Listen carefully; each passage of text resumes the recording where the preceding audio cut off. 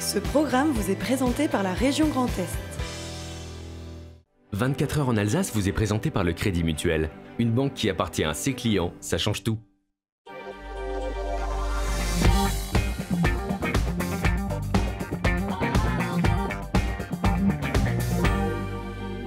Madame, monsieur, bonsoir, bienvenue pour une heure d'actualité 100% Alsace, 100% régionale, puisqu'on vous proposera des terroirs, ça c'est comme tous les jeudis, c'est Tapicurien, c'est présenté par Valérie Zago et elle nous amène au domaine Jean-Luc Madère. Tous les jeudis de ce mois de février et mars, c'est un zapping actu de la semaine qu'on vous propose sur Alsace 20.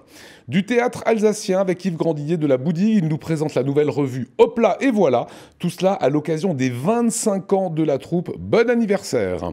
Et avec nous ce soir, il s'appelle Georges Lanzy, il est membre de l'association Alsace Cardio. On parlera de la journée du cœur à Strasbourg et le thème retenu la semaine prochaine, c'est le cholestérol. Avant cela, c'est l'actualité. Camille Roland.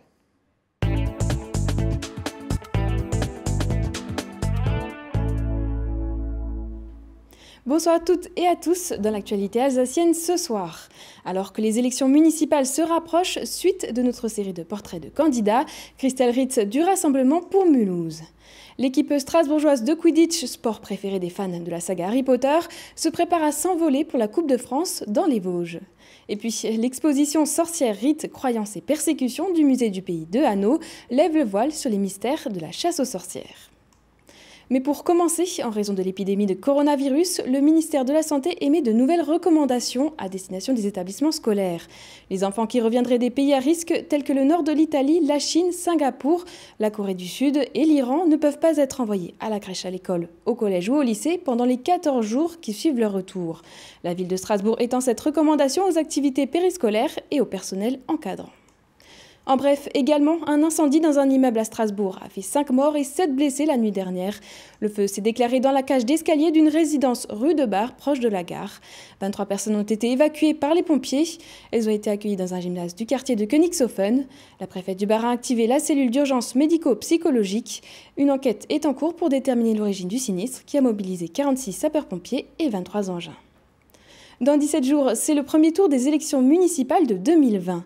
Nous poursuivons notre présentation des différents candidats. Ce soir, direction le Haut-Rhin à la rencontre de Christelle Ritz pour le parti Rassemblement pour Mulhouse, Marine Zis. Christelle Ritz, 42 ans, adhérente du Rassemblement national, elle est la numéro 1 de la liste Rassemblement pour Mulhouse. Voici son projet pour la ville. Mon programme, je vais vraiment l'axer sur la sécurité qui pour moi est la première des libertés. Alors ici, on est dans un magnifique parc en journée qui est plein de monde, on entend des cris d'enfants, on entend des petits oiseaux. Une fois la nuit tombée, il se passe d'autres choses. On a d'énormes soucis dans ce quartier, des soucis de deal, des soucis de prostitution, etc. Voilà, donc déjà cette sécurité-là, la ramener non seulement aux Mulhousiens la nuit, pour qu'ils puissent continuer à se promener tranquillement comme ils le font le jour. Dans son programme également, l'écologie, le bien-être animal et la solidarité, une thématique qu'elle connaît bien puisqu'elle était adjointe au maire en charge des affaires sociales de 2008 à 2012. J'avais entamé un dialogue avec les associations et je pense que cette manière-là de travailler avec les associations doit perdurer. Aujourd'hui, la municipalité, le maire, les élus ne sont pas là pour faire vivre une association, pour payer le loyer de l'association, pour payer le salaire du directeur. Aujourd'hui, nous sommes là pour quoi ? Pour aider le bénéficiaire. Donc ça m'a toujours tenu à cœur de remettre le bénéficiaire au centre du dispositif et c'est ce que je compte remettre en place parce que depuis que je suis partie, hélas, les choses ont un peu évolué dans l'autre sens. Christelle Ritz et ses colistiers vont poursuivre leur balade dans les 16 quartiers mulhousiens. En plus d'être un outil de communication, ces rencontres avec les habitants sont en quelque sorte un avant-goût des conseils de quartier que l'équipe de la liste Rassemblement pour Mulhouse souhaiterait à nouveau mettre en place. Et vous pourrez retrouver Christelle Ritz ainsi que les autres candidats à la mairie de Mulhouse lors de notre débat pour les municipales mardi soir à 20h. Dans l'univers magique de J.K. Rowling, le Quidditch est le sport préféré des sorciers. Il se joue sur un balai et dans les airs. Difficile de le pratiquer dans la réalité, pourtant il existe bel et bien dans le monde des non-sorciers. En France, une vingtaine d'équipes se sont créées ces dernières années et même des compétitions. Ce week-end, c'est justement la Coupe de France. Ce sera une première participation pour les Valkyries, l'équipe strasbourgeoise de Quidditch. Mais avant de décoller à Golbet demain, place au dernier entraînement. Cécile Motz.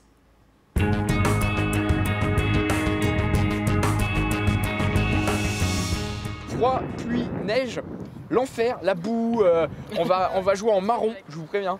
Et du coup, on va faire des entraînements pour se préparer à ça. Comment on fait pour jouer sous la pluie, parce qu'il y a des choses à pas faire. Globalement, faire des passes, ça va être compliqué. Donc on va avoir 2-3 petites astuces pour comment se débrouiller sous la pluie. Ok, c'est bon pour tout le monde? Et ben on va commencer l'entraînement, puis on va commencer par l'échauffement. Ça vous va? Allez, c'est parti.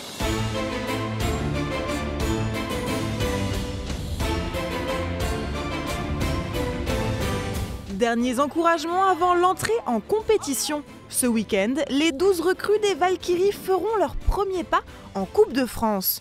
Eux ne jouent pas au football, mais au Quidditch, un sport tout à fait sérieux inspiré de l'univers fantastique de Harry Potter. Pour les poursuiveurs, gardiens, batteurs et attrapeurs, c'est le temps des derniers réglages avant cette compétition de taille. Travail de défense, exercice d'attaque, c'est toute une tactique qu'il faut mettre au point. Là, on fait beaucoup plus de stratégie, plus de tactique. C'est plus physique aussi parce qu'on donne vraiment beaucoup plus. On apprend beaucoup plus les règles aussi. On est plus en profondeur sur les règles. Et on travaille surtout le cardio en ce moment. Ça, c'est vraiment beaucoup. Ouais. Il y a beaucoup de règles. Là, le coach nous l'a fait remarquer. Il y a des règles de base à savoir et c'est là-dessus qu'on nous attend. Pas sur des règles très spécifiques. Mais en tout cas, voilà, c'est les règles de base. Il faut vraiment qu'on s'y tienne et qu'on arrive à comprendre pour prendre plaisir en fait, à jouer, sans parler de l'aspect compétition. Et donc là, ça sera vraiment le défi un peu de la compétition. Bien jouer dans les règles et si possible de la meilleure façon qui soit. Les règles sont nombreuses et souvent complexes. Maxime va lui aussi partir pour la Coupe de France. Il ne sera pas joueur, mais arbitre. Le Quidditch est un sport mix, résultat de la combinaison de plusieurs pratiques sportives. Vous allez avoir les contacts du rugby. On va pouvoir se passer la balle un peu comme en handball. Ensuite, il y a toute la partie ballon prisonnier, étant donné que vous avez quelques joueurs qu'on appelle les batteurs qui vont pouvoir utiliser les cognards. Et comme mon ballon prisonnier, si vous lancez cette balle sur une personne, cette personne doit immédiatement lâcher toutes les balles qu'elle a, retourner à ses anneaux et donc en fait éliminer de l'attaque. C'est effectivement compliqué, en fait il faut juste savoir, comme dans tous les sports, on a les règles de base qui encadrent le sport et après il y a toutes les règles qui vont empêcher les joueurs de prendre avantage des petits détails, par exemple on ne peut pas sortir pour aller chercher les balles, ce genre de choses. Et donc on a dû créer un gros rulebook, comme dans tous les sports finalement, mais les règles de base sont quand même relativement simples. Pour l'équipe strasbourgeoise, cette compétition sera le baptême du feu, l'occasion de faire leurs premières armes, mais surtout de s'amuser. Celles qui font partie en général du top 4, top 5, impossible, on n'arrivera pas à les battre, c'est sûr. On ne se fait pas d'illusions et de toute façon on ne vient pas avec la prétention de battre tout le monde à cette Coupe de France. On vient avec la prétention de dire on va montrer ce qu'on a appris en entraînement, montrer le fruit de notre travail en fait. Principalement, l'objectif de cette Coupe de France, c'est de rentrer vraiment dans la communauté, en fait, de rencontrer des gens, de dire que voilà, on existe. Il y a un club de Quidditch à Strasbourg. Le principal, c'est toujours de s'amuser, comme le coach dit. On est là pour s'amuser. Le Quidditch, c'est une grande famille, on va dire. Mais on a quand même un objectif, c'est de remporter le plus de matchs possible et de montrer qu'on est une petite équipe, mais on sait y faire et on n'est pas là pour rien. À Golbet, dans les Vosges, ce samedi, les Strasbourgeois affronteront Bordeaux, Montpellier et Lyon. Place ensuite au match de barrage et l'aventure pourrait même se prolonger jusqu'à dimanche. Qui sait, avec un peu de magie, les Valkyries pourraient bien s'envoler.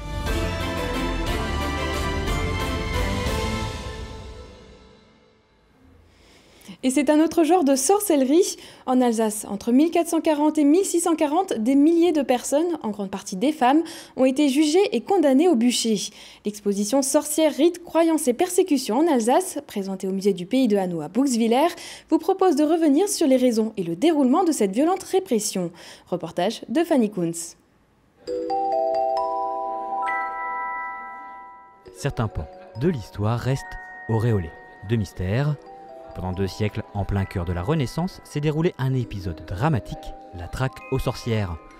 Tout commence en 1485, la maîtresse de Jacques de Lichtenberg est accusée de sorcellerie.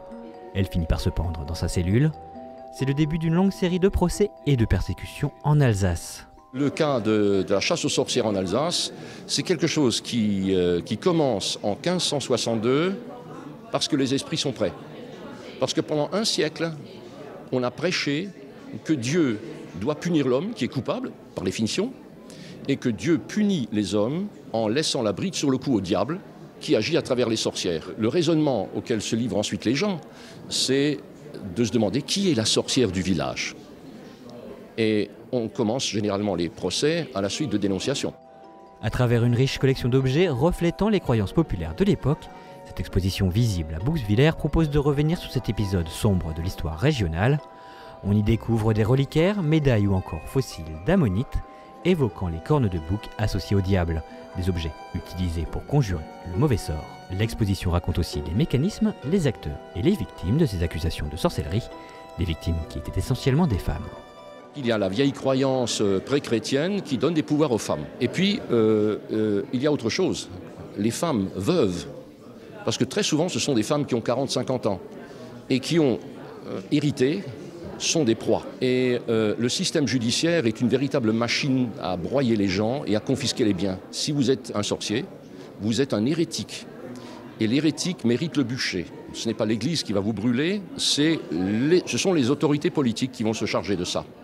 Alors on va prendre vos biens, votre famille est frappée d'infamie. Donc tout ça fait que ce sont les femmes qui ont donné, je dirais, 80% des victimes. 1600 bûchers ont été érigés dans la région pendant la période. Il faudra attendre 1640 et l'arrivée d'une guerre sanglante pour mettre fin à cette chasse aux sorcières. L'exposition est visible à Bouxwiller jusqu'au 28 juin prochain. Et pour clore ce journal, voici l'image du jour, Oliviane. Ça devient une habitude, chaque semaine apporte son nouveau classement et à chaque fois, l'Alsace ou une de ses villes y triomphe. Le classement du jour concerne les villes où il fait bon vivre en famille. 150 villes de la planète ont été scrutées sur 13 critères, comme les activités pour les enfants, les soins médicaux, la sécurité, le coût de la vie, l'éducation ou encore la qualité de l'air. Au plan mondial, Helsinki et Québec s'imposent et Strasbourg n'est que 40e, mais Cocorico, la capitale alsacienne, est tout de même la première ville française de ce classement, devant Lyon. Première ville française, il fait bon vivre ici, Camille. C'est pas mal, hein? C'est pas mal. Voilà pour l'actualité avec Camille. On accueille le plateau du soir. Venez Yves Grandidier de la Boudigue, on parle théâtre alsacien, et Georges Lanzy avec nous de Alsace Cardio. C'est la journée du cœur à Strasbourg qui va nous intéresser. C'est pile poil dans une semaine. Et tout cela, c'est après la météo. Votre programme avec Croisière Europe. Croisière Europe, croisière sur les fleuves et mers du monde à bord de bateaux à taille humaine.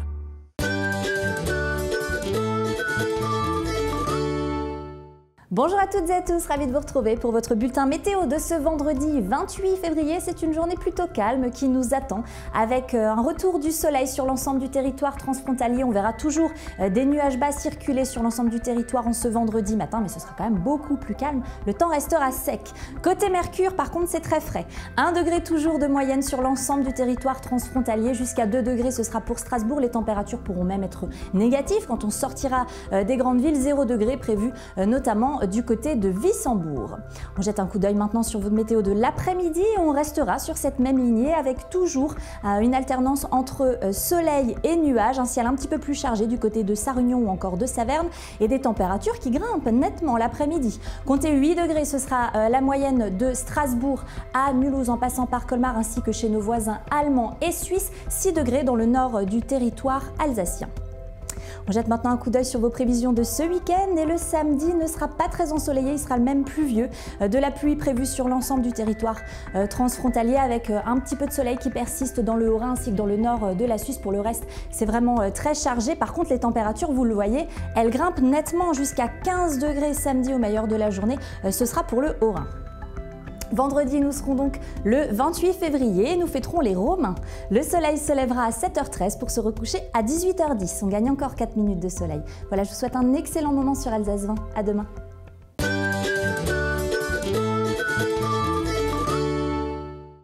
Votre programme avec Croisière Europe. Croisière Europe, croisière sur les fleuves et mers du monde à bord de bateaux à taille humaine. Et il y a pile poil dans une semaine, vendredi prochain, la journée du cœur à Strasbourg. Georges Lanzier est notre invité. Vous êtes un bénévole de Alsace Cardio. Soyez le bienvenu. Vous allez nous éclairer. Vous êtes un spécialiste des défibrillateurs également. Mais petite explication de texte sur Alsace Cardio, qu'est-ce que c'est? C'est une association en fait qui donc regroupe les familles des malades opérés cardiovasculaires. Donc c'est une association 1901 qui œuvre donc dans l'accompagnement des personnes qui sont qui ont été opérées, voilà, plus ou moins graves. Il y a aussi dans cette association toute une partie qui est orientée sur la prévention. C'est un peu le cadre de la journée de vendredi prochain. Et puis la solidarité avec l'écoute, l'accompagnement, des tables rondes, des groupes d'échange, des groupes de parole, pour accompagner les personnes qui ont été opérées du cœur. Ou qui ont besoin d'informations, et c'est de la prévention. Parce que alors elle est ouverte à tout le monde. Hein. Moi, par exemple, je ne suis absolument pas malade du cœur, je n'ai pas été opéré, j'ai cette chance-là, et ce qui fait que je porte un peu l'étendard en disant aux gens, n'attendons pas d'avoir une maladie cardiovasculaire pour agir. Justement, les maladies cardiovasculaires, c'est la deuxième cause de décès après le cancer en France, deuxième cause. 150 000 chaque année, 20 millions de Français qui présentent un risque de développer un jour ou l'autre une maladie cardiovasculaire. Ça veut dire quoi aujourd'hui, Georges Lanzier? Il y a urgence à communiquer sur le sujet? Il y a toujours urgence. Ce sont des sujets, tout le monde en a conscience, mais on a du mal à agir. On sait tous qu'on peut avoir un arrêt cardiaque, un AVC. Maintenant, on parle d'autres maladies un peu satellites, Alzheimer, tout ça. Donc, on ne sait pas trop d'où ça vient, on ne sait pas trop comment faire. Mais en fait, on le sait, ça. On sait qu'il faut manger sainement, faire du sport. Donc, il y a une espèce d'inertie qui est un peu humaine, parce que tout découle en fait des plaisirs qu'on a à bien manger, à bien faire la fête. Et on ne s'occupe pas forcément toujours bien de sa santé, quoi. Alors chaque année, il y a un thème, il y a eu le diabète. En l'occurrence, cette année, c'est le thème du cholestérol. Pourquoi? Parce que c'est l'un des principaux pourvoyeurs de maladies cardiovasculaires. Oui, le cholestérol, c'est un des facteurs de risque. Il y en a plein. Il y a diabète, cholestérol, hypertension. On les connaît. Et donc cette année, c'est ce thème-là. Alors après, c'est vrai qu'il y a aussi sur ce thème du cholestérol beaucoup d'interrogations. On dit, on entend parler du bon cholestérol, du mauvais cholestérol. C'est vrai. Oui, c'est vrai, c'est vrai. Alors comment faire pour je dirais, trouver un bon équilibre, c'est une question d'équilibre entre les deux, entre le bon et le mauvais. Est-ce qu'il faut se soigner avec des médicaments? Est-ce qu'il faut se soigner de manière plutôt alimentaire? Il y a les deux écoles. Les deux écoles. On y reviendra dans un instant, mais il y a ceux qui pensent que l'alimentation est vraiment une des solutions parce que les médicaments sont trop invasifs. Mais on y reviendra. Et justement, parmi les ateliers de la journée du cœur, il y a aussi la gymnastique. Est-ce que pour vous, c'est important de faire du sport pour prévenir les maladies cardiovasculaires ou pas? Alors oui, moi je me rappelais d'une dame quand j'étais dans l'association qui me disait que moins elle faisait de sport, plus elle était fatiguée, et puis moins elle avait tendance à faire du sport. Le sport, on le sait, tout le monde le sait, les enfants le savent, faites une demi-heure de marche active tous les jours, enfin pas pour les enfants mais pour les grands on va dire. Le sport c'est le levier de la bonne santé. Alors, c'est pas parce qu'on fait du sport qu'on sera toujours en bonne santé, naturellement, mais c'est vraiment le levier de... Et donc, ça rentre dans le cadre, effectivement, de ces ateliers. Alors, il y a des marches nordiques qu'on organise aussi, il y a mais tout facteur sportif. Il y a du Qigong. Le Qigong, oui, ça c'est plus un peu comme la sophrologie, ce sont un peu des techniques Vous comme le yoga. Yves, le Qigong? Oui, tout à fait, oui. C'est prendre de la distance avec soi-même. Et ça fait du bien. Un peu comme le yoga, quoi. Ce sont vraiment des techniques particulières pour lâcher prise et qui... voilà. Voilà, vous faites attention, Yves, à votre cholestérol? Non.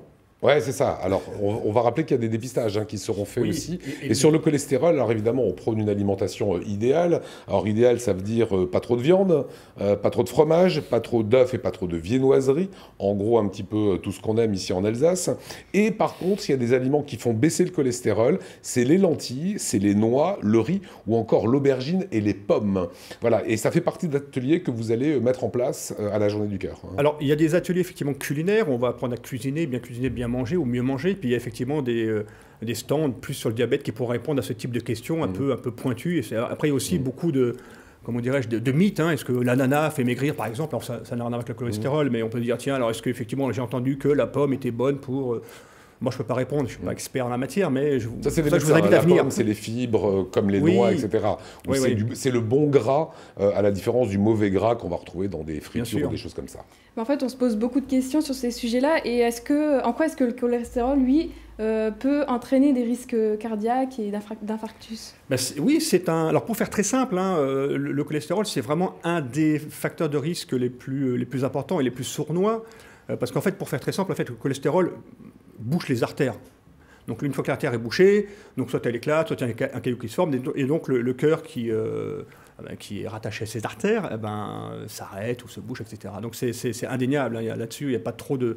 Moi, j'aime pas trop faire des grandes phrases sur ce genre de sujet, il suffit d'avoir conscience que c'est mauvais pour la santé et d'agir. Alors moi, attention, je ne suis pas du tout quelqu'un qui mange, je fais attention à tout ce que je mange, mais j'essaie de manger avec modération, presque de moins en moins de viande. Un peu de sport, une bonne alimentation. Oui, un petit peu de sport dans la mesure de ce que je peux faire, parce que voilà, j'ai une vie active assez fournie, etc. J'essaie de manger plus ou moins équilibré, mais c'est un combat. C'est vrai que c'est un combat de tous les jours, et des fois, il vaut mieux.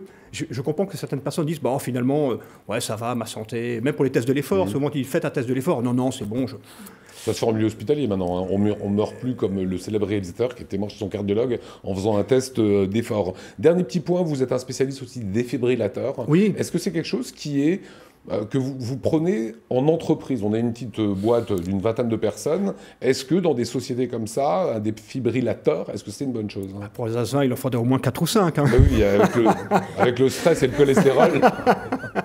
Oui, alors, c'est un peu embêté parce que c'est mon métier, donc j'aurais pas tendance à dire oui, il en faut un. Disons qu'on sait que les maladies cardiovasculaires se développent, donc les AVC et l'arrêt cardiaque. L'arrêt cardiaque, ça se développe, c'est plus de 40 000 morts chaque année, et on est tous concernés. C'est-à-dire qu'à une époque, pardonnez-moi, c'était plutôt les messieurs de plus de 70 ans, un peu bedonnants, c'était comme ça. Hein. Aujourd'hui, c'est de plus en plus de jeunes.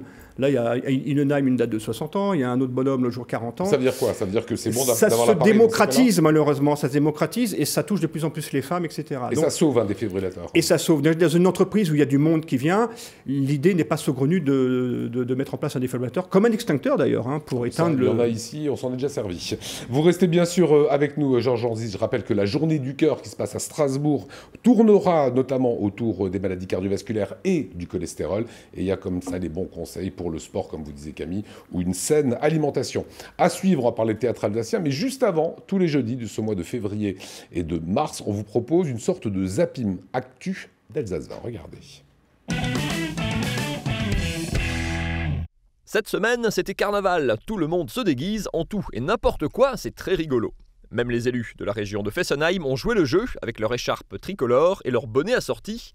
Mais bon, eux, ils n'étaient pas là pour rigoler. Cette semaine, sur Alsace 20, vous avez aussi pu voir plein d'animaux, des cochons, des chiens, des lapins, des chevaux avec des ailes, et même des Vosgiennes. Là, on parle des vaches, hein. Oui, parce que, confondre aujourd'hui une femme et une vache, c'est un coup à avoir désormais un procès. D'ailleurs, il vaut mieux que certains propos soient tenus par des femmes que par des hommes. Elle correspond très bien aux standards de la race. Elle a déjà aussi de belles formes. Comme une femme, de belles formes. Tout ça, c'était pour le lancement du Salon de l'Agriculture à Paris, où les Alsaciens sont venus nombreux avec tous leurs clichés, avec des colombages, des cigognes, du folklore et de la choucroute, bienvenue au XVIIIe siècle. Sinon, en sport, on a vu des choses bizarres. Le célestadien Nati Camara a ainsi marqué le but de la semaine avec cette roucoulette. Mais si on rembobine, on voit que sa passe est en fait contrée par un adversaire qui lui rend involontairement la balle. Après, tout est question de réflexe et de talent. Sur la route des Jeux Olympiques, on a aussi pu rencontrer un jeune athlète strasbourgeois un peu schizophrène, qui s'arrache sur la piste, posé et calme en plateau, et complètement déjanté dans ses vidéos. Il n'y a pas vraiment de transition. Aujourd'hui, Kevin il est gentil, Kevin, parce que chez nous dans le Nord, on est voilà les gentils frères. Donc là aujourd'hui, qu'est-ce que je vais faire? Je vais vous montrer comment on fait un tuto pour faire un vélo en Y. Comme ça, quand il y a des meufs, voilà, tu pourras draguer, frère. Hop, elle va te faire un bisou comme ça. On a aussi l'habitude de dire qu'en sport, on passe par toutes les émotions. Exemple à Saverne, où Jean Nugel a connu en 1 minute un chaos salement violent et un câlin pour s'en remettre. Un chaos et un câlin, on dirait presque un slogan pour les élections. Car dans moins de 3 semaines, c'est en effet le premier tour des municipales. Du coup, on voit des choses étranges. Catherine Trottmann essaye de nous faire croire qu'elle fait du skateboard, et ces challengers essayent de nous faire croire qu'ils prennent les transports en commun.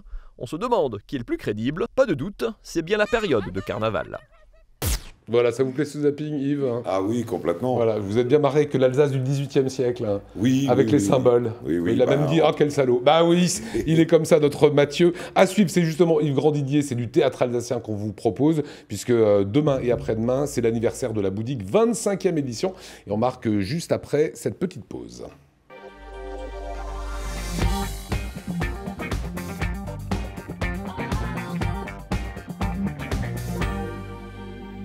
Et avec nous ce soir, Yves Grandidier, le fondateur de la Boudigue. C'est un moment incroyable, 25 ans de Boudigue, demain et après-demain.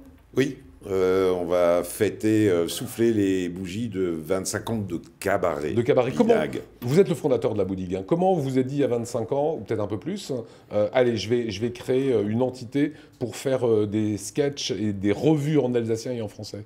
J'ai été élevé à l'ombre de grands cabarettistes comme Germain Muller, bien sûr, le cabaret Bonjour. Ouais. Et comme les deux étaient vieillissants, on va dire, et qu'il y avait tout simplement une place à prendre, je me suis dit, il faut y aller. Et c'est vraiment avec aucun regret, en gardant ce côté tourné, qui est un peu notre marque de fabrique, c'est-à-dire qu'on va vers le public, que ça soit une grande ville ou un petit village. Vous allez chercher les gens. Exactement. Et ces moments de partage, pour nous, sont importants parce que je pense aussi à une époque de développement durable où on est peut-être plus obligé de trop se déplacer. Vaut mieux que 10 se déplacent pour en ravir 200 ou 250 que 250 se déplacent pour 10.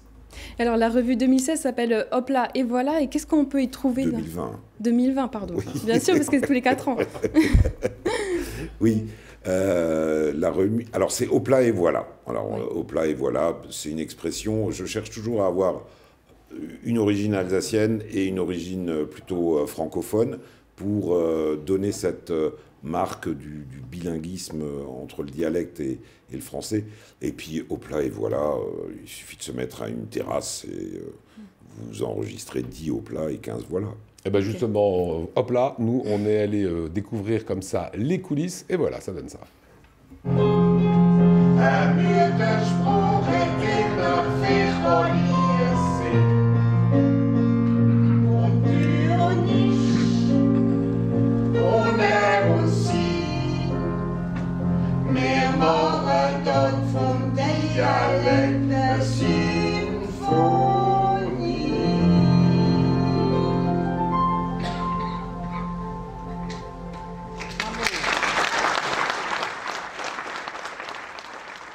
Voilà, Yves Grandidier est avec nous. Ça, c'est la vraie tradition du cabaret. C'est du sketch, mais c'est de la chanson. Oui, bien sûr, de la chanson avec de la musique originale. Alors là, oui, l'extrait, c'est le parrain, ça. C'est le parrain. Ouais. Mais oui, avec de la musique originale, puisqu'on a à la fois, dans le cadre du spectacle vivant, un pianiste qui nous accompagne en live. Et oui, la chanson fait partie, alors soit intégrante d'un sketch, parce que ça s'y prête, ou alors on traite un sujet bien particulier, et des sujets bien particuliers en ce moment, on en a. Ça veut dire qu'il y a de l'actualité politique? Oui, bien sûr. On est bien sûr parti sur, comme on est dans l'ambiance parrain, la Camorra des élus alsatica. Ah oui, c'est ça l'idée. Okay. Donc le CEA, on a repris ce bretzel, dont on ne sait d'ailleurs toujours pas le genre, si on dit le ou la bretzel. Un bretzel, moi je dis un, ouais. Et comme dans le Bas-Rhin, c'est un, et dans le Haut-Rhin, c'est une. Vous êtes du Haut-Rhin? Non. Auvergne, Alsace du Nord, moi je dis une bretzel. Toi tu dis quoi, Camille? Moi je dis un bretzel. Un bretzel, toi tu dis quoi, Yves? Un bretzel. Ouais, il dit un. Ventspelipt. On se mettra jamais d'accord. On se mettra jamais d'accord. Comment on écrit dans les deux langues? Comment on fait pour alterner comme ça sur scène un peu l'alsacien, un peu le français? Dans la mesure où c'est du cabaret et c'est du texte à dire, je l'écris comme on le parle aujourd'hui, c'est-à-dire... Comme le nez à pousser? Exactement, voilà. Le bec. Le bec de la cigogne. Ouais. Je l'écris comme on le parle, c'est-à-dire que quand on ne trouve pas un mot en alsacien, pof, on repart au français. Et puis le vocabulaire alsacien étant parfois beaucoup plus figuratif, et hop, on repart en alsacien, ce qui fait qu'un non-dialectophone, bien sûr, il y a des choses qui vont lui échapper, mais il ne va pas s'ennuyer. Justement, on ne s'ennuie pas. Petit extrait de la Boudigue de ce que vous verrez demain et après-demain à Schietigheim. La Boudigue est là. hop là et voilà. Courir ou pleurer, de tout et de rien. Un peu en français et en alsacien. 25 ans déjà, hop là et voilà. La ludique est là. Voilà, c'est l'exemple typique. Là, on est en français et après, ça switch en alsacien. En alsacien. Dans l'équipe, tout le monde parle alsacien parfaitement? À part le musicien, tout le monde parle l'alsacien. Alors après, je dirais quand même plus ou moins bien. Le plus jeune a 14 ans, donc il commence à s'y mettre. Mais c'est bien. Et alors, d'où viennent justement vos acolytes, les comédiens? Alors, on a une petite souche sur Marlenheim. Mais sinon, il y en a qui viennent de Bischwiller, de Bach. Et c'est des amateurs? Alors, ça, c'est le grand débat. Okay. Ah, le débat. Pour les amateurs, on est des professionnels. Pour les professionnels, on est des amateurs. Et ça nous va très bien. Voilà, c'est une revue à ne pas manquer, surtout qu'elle va passer demain, vous avez bien noté que c'est le 28 février, mais après-demain, c'est le 29. Ça fait longtemps qu'on n'avait pas joué un 29 février. Oui, alors pour nous, c'est vraiment exceptionnel, puisque ça se produit, je crois, tous les 28 ans. Les 28 ans. Ouais. Nous, on n'a que 25 ans, donc ça sera une représentation unique et exceptionnelle. Un samedi 29 février au Cheval Blanc à Chilic. Et ma dernière question, c'est qu'on sait que l'alsacien, on le parle de moins en moins. Vous avez un rôle d'utilité publique, le théâtre alsacien, aujourd'hui? Oui, je pense qu'on a un rôle d'utilité publique. Et ce qui est quand même intéressant, grâce à tous les efforts qui ont été faits en matière de bilinguisme, par exemple, il y a des endroits comme à Cels où on a de nouveau des gamins au premier rang. Et donc pour nous... Ça veut dire que les parents et les grands-parents parlent l'alsacien avec eux. Voilà, et que comme on est bilingue, on fait bien comprendre que les enfants, ils vont pas s'embêter et passer un bon moment et avoir l'alsacien dans l'oreille. Voilà, il y aura donc 2 représentations. Vous avez dit que après vous êtes un peu en circuit court, hein. C'est itinérant, ça part un petit peu en Alsace. Il y a d'autres spectacles prévus? Oui, on enchaîne dès dimanche à Kaltenhuis et ensuite Marlenheim, Lingolsheim, Cels, Brumat. Voilà, et toutes les infos là sur le www.laboudigue. Voilà, et sinon billet web, Cabaret La Boudigue. Eh ben, ça a été un plaisir de vous recevoir, Yves Grandidier. Et vous irez voir, j'imagine, Georges Lanzy, La Boudigue au Cheval Blanc. Quel problème? Voilà, il est d'accord. Grace. Voilà, et dans une semaine, on va rappeler que c'est la Journée du Cœur à Strasbourg. Ça sera place de la Bourse. Voilà cette belle affiche, Journée du Cœur. C'est le vendredi 6 mars. C'est dans un peu plus d'une semaine. Merci beaucoup, Camille. Merci. Bonne soirée à vous. Merci à tous. On va repartir dans l'actualité. Actualité oblige. Avec Apicurien, c'est Valérie Zago. Tous les jeudis, vraiment, elle vous prépare et elle vous propose des terroirs exceptionnels. On y va. Bonjour, aujourd'hui nous sommes à Unavir à la rencontre du domaine Madère, domaine de 11 hectares en bio. On y va!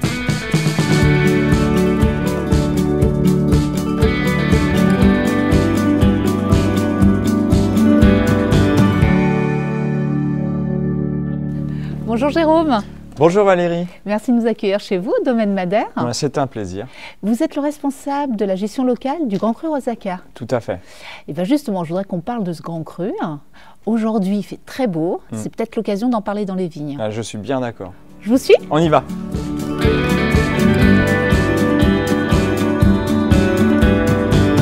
Donc Jérôme, nous voici au cœur du Grand Cru Rosaca. Donc c'est un Grand Cru qui fait dans les 26 hectares. Oui. Il est classé, et c'est assez rare, donc il n'y en a que 4 qui sont classés parmi les terroirs calcaires. Ouais. Comment définiriez-vous ce terroir? Ce terroir. Alors c'est vrai que c'est un des rares terroirs purs calcaires d'Alsace. Et en plus, c'est le seul à bénéficier d'un climat froid, ou en tout cas frais, puisque ici, contrairement au reste de l'Alsace, le calcaire remonte jusque sous la montagne. Oui, parce qu'on est vraiment adossé au massif vosgien. On est vraiment adossé et il est très profond. Donc la vigne ici pousse très facilement, elle ne force jamais. On a assez d'eau, il ne fait jamais trop chaud, pas de stress, ou alors très rarement. Par contre, il est tardif. Par contre, il est tardif, on le récolte souvent assez tard, d'autant plus lorsque la parcelle est sur la partie haute. Et il y a un gradient, on a un gros gradient de maturation, on a plus d'une semaine de décalage entre le bas et le haut. C'est pourtant pas très loin, mais l'altitude et l'ombre portée du massif Par contre, le sol, c'est relativement homogène. Le sol est homogène, on est vraiment sur ce calcaire très pur, très profond. Voilà, non, ça a été bien fait. La classification Grand Cru, je trouve, a été particulièrement réussie ici. Oui. Et justement, c'est un Grand Cru, ça on le citait, le Rosaca, mais c'est surtout le berceau d'un très grand vin. Ouais. on ne peut ne pas le citer, donc c'est le fameux Clos Sainte-Thune. Ouais.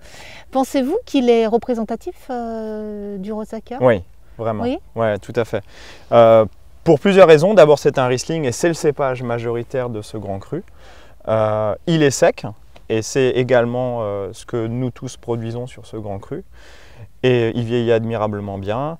Voilà, donc c'est 3 bonnes raisons pour dire qu'il est particulièrement représentatif du grand cru. Tout à fait. Et quels sont les marqueurs principaux du rosé à cœur? Alors on va donner un cépage. Alors, le Riesling Rosacer est normalement toujours sec. L'acidité est toujours puissante. Ça, c'est vraiment lié au microclimat un peu plus frais, côté montagnard du grand cru. Elle est très saline et souvent iodée avec des notes océaniques. Ça rappelle un peu les Chablis. Hein. Ouais, je trouve. Dans ce côté coquille d'huître, surtout à la garde, voilà, c'est très salé, très coquillage. Et je trouve que c'est vraiment ce qui définit le mieux le grand cru. Dans le Riesling en tout cas. En tout cas, ça donne envie de l'accorder avec des plats. Hein. Oui.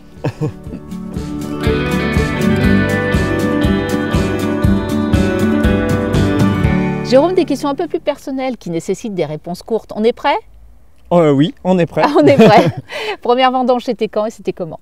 C'était 2003, c'était très chaud, c'était caniculaire et c'était pas évident. Mais bon, on l'a fait et voilà. Mais c'est passé et je suis bien content que ce soit loin derrière maintenant. Allez, c'est derrière vous. La dernière fois que vous vous êtes dit, ça, c'est pas une bonne idée. Oula, alors c'était il y a pas longtemps, c'était la semaine dernière quand j'ai soutiré mon dernier Riesling qui se trouve être hélas un peu trop sucré et donc ça veut dire que j'aurais pas dû. Bon, promis, on le refait plus. Bah, j'espère pas en tout cas. Là, vous nous avez servi un Riesling Grand Cru Rosé à Cœur en 2018. Je le sers sur quelle entrée? Quelque chose de charnu qui vient de la mer.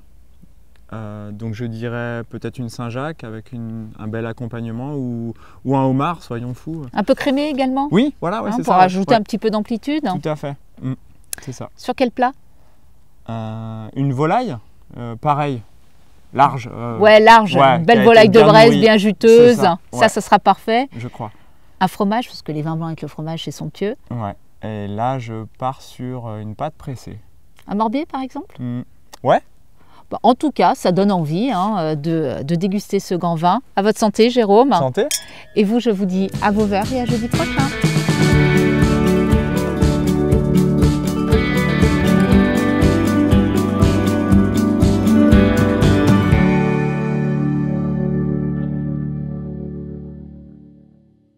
Et place à présent au magazine du logement et de l'habitat avec la Cibar. C'est préparé et signé par Fanny Kunz. Quant à nous, on se retrouve demain 19h en direct. Merci de votre fidélité. Salut!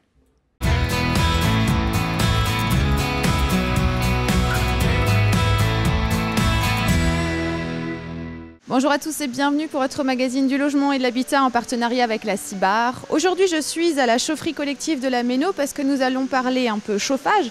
Nous sommes en fin de saison de chauffe actuellement et nous allons rencontrer le gestionnaire de l'ensemble de ce système de chaufferie. Et c'est avec Steve Conrad que nous allons discuter tout de suite. Venez avec moi.